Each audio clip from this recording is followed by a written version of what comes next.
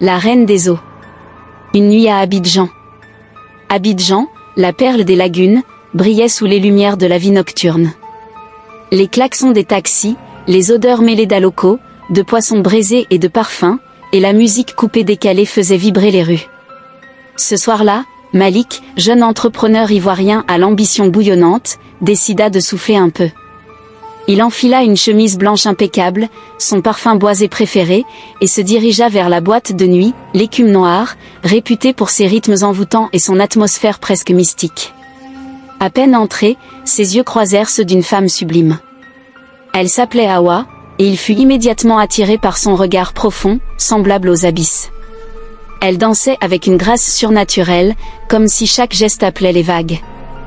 Malik, hypnotisé, l'invita à danser.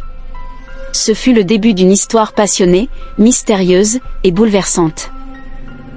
Quelques mois plus tard, Malik présenta Hawa à sa mère, Maman Kadi, une femme pieuse et très ancrée dans les traditions akanes. Dès le premier regard, Maman Kadi fronça les sourcils. Elle sentait que quelque chose n'était pas naturel chez cette femme trop parfaite, trop silencieuse, trop glissante. Mais, par amour pour son fils, elle accepta. Le couple emménagea ensemble dans un quartier chic de Cocody. Hawa était une compagne exemplaire, douce, attentionnée, mais elle avait une règle. La étrange, personne ne devait entrer dans la salle de bain quand elle s'y trouvait et elle verrouillait toujours la porte. Une nuit, alors qu'il était réveillé par des bruits d'eau, Malik s'approcha discrètement de la salle de bain. La porte n'était pas bien fermée.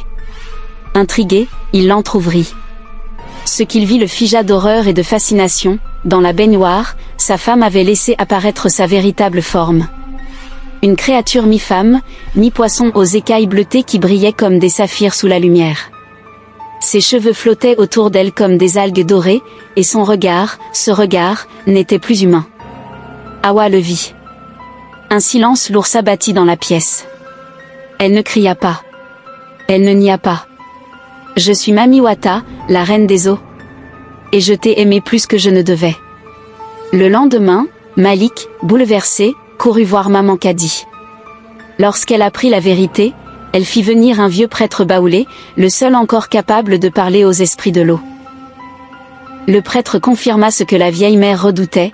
Hawa était une entité ancienne, une sirène, une mystique de l'eau venue dans le monde des humains pour apprendre l'amour, mais qui ne pouvait y rester éternellement sans déséquilibrer l'ordre spirituel. Pour rester, Hawa devait renoncer à son royaume. Mais cela la rendrait mortelle, et elle vieillirait, mourrait comme une humaine. Hawa, les yeux